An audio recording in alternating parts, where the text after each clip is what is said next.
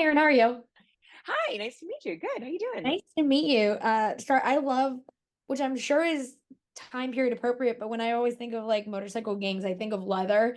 And I love that this movie has a lot of denim and it's denim vests and denim jackets and things like that. When you were doing Yes. research to try and, create this very real biker gang that existed, how many things ended up shocking you that you were learning about what this particular group of cyclists would kind of dress like or wear? Yeah, great question. I think there was a lot of those moments. I think one of the big shocking moments for me was learning about all of their patches actually and how they all had a story and how they all had this feeling of um uh, you know anti-culture kind of feeling about it, like it was just they took every sort of normal Americana thing, like evil, live spelled backwards is evil. Like they just took everything and they just spun it in their way. And as I was like learning and reading about all those patches and studying them, and we had to make them all because they're copyrighted materials, so we had to recreate them differently.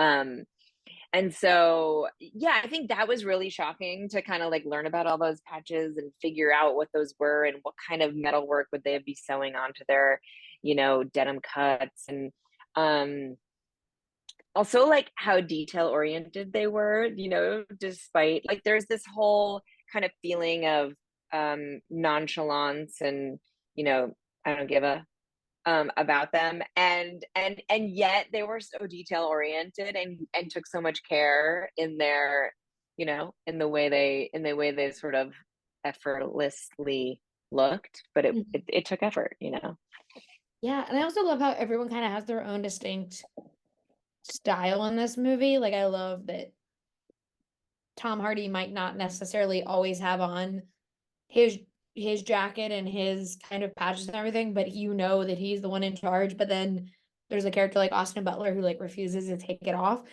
And when you're looking at that and looking at how these people dressed from just like pictures, how much of that helped you inform like, okay, well, like, yeah, he wouldn't be wearing that in this scene. He would just be in like a button up.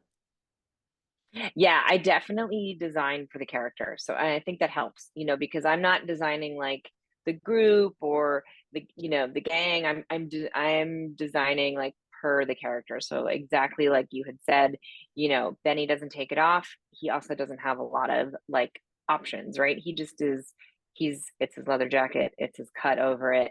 It's always the same. He rarely has, a change. He is, over the 10-year period that we're with him, he's got like two pairs of different kinds of pants. I mean, the idea for him was especially not caring. That was his character. He was as ambivalent to being in the group as he was part of it. And it was important to feel that in his wardrobe, the sort of the drapey nature of it, the just sort of the nonchalance of the way he wears it and the way it wears him. And then Tom is completely different. Johnny is completely different. He's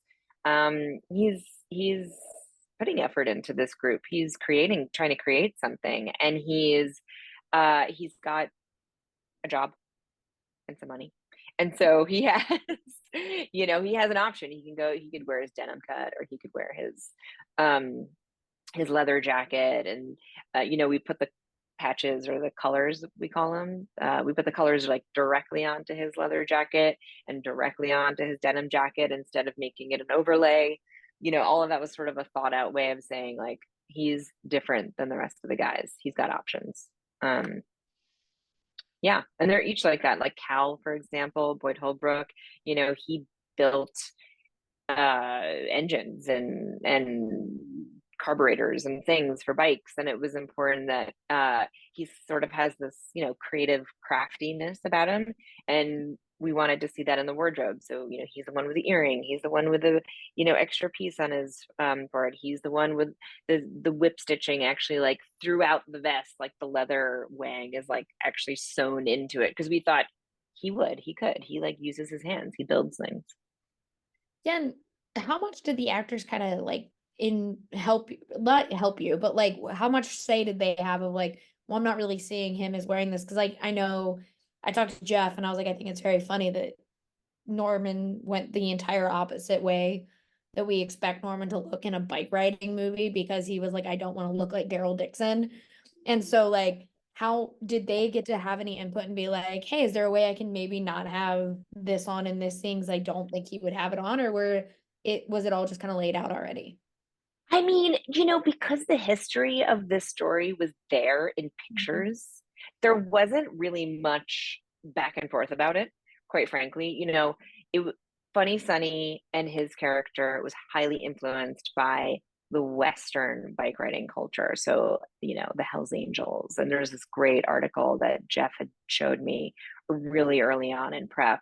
And it was those guys, and they styled themselves so differently than the rest of the bike rider culture. Like, they had like faux hawks with like fur, like rabbit fur faux hawk things. And, they were fringy. And it was just like a whole different subculture of bike rider culture, same exact time period, doing something completely different.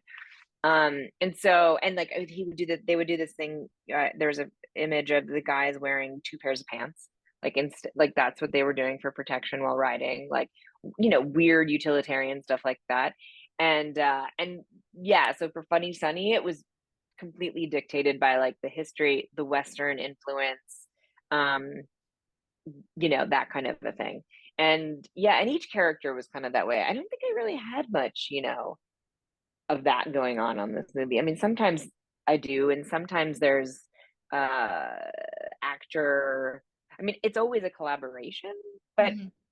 it was more like, in the fitting room, like with Carl Guzman, we'd be like trying different things. And I was like, Carl, just vest, no shirt. Just lose the shirt. Who needs the vest? I mean, who needs the shirt? He doesn't give a fuck, just vest only, And he'd be like, I think you're right. It was just, you find it together in the fitting room and you figure it out.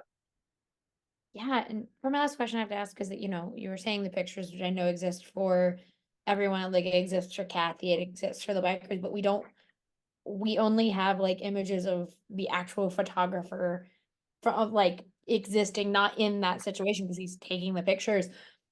Did you find it freeing to be able to be like, okay, well, I get to dress him how I think someone would dress in that because I don't have to really look as much at these pictures and be like, well, what would we have to match you to this blue shirt because that's the picture I'm looking at. Yeah, right, right, right. Yeah, he was a little bit more typical in the sense of what you would do in a typical, like, just period styling of a movie where you're like, okay, who is this character? What's this person? I remember I found a lot of pictures of like college, college kids that were, in the East Coast or, in Chicago at the time. And, um, you know, uh, yeah, you find other characters to kind of like inform yours. Like that's how I went about it. There was like one or two pictures of him, so I knew that he had been given a vest. Like Mhm. I knew he'd been given like certain elements, just to sort of like bike rider light. Like I had a little information about it, and I got to use that for a couple of his, like his for his vest in particular. But yeah, and also again, it was about just finding that period corrects, 60s silhouette for Mike. And yeah. Yeah. I love it so much. I said this to Jeff. I was like, you made it was such a movie of pretty boys and then Norman. Like everyone looks so pretty. It was like, and then there's Norman Reedus. But 'cause he was just like having a ball, and I was like, I'm happy for him. He's like, no Daryl Dixon for me in this. But I love the movie a lot, and so thank you so much for talking with me, and I can't wait for everyone to finally. Yeah, I'm so glad you like it, and thanks for being interested and wanting to talk to me. Yeah, of course. Thank you. Thanks.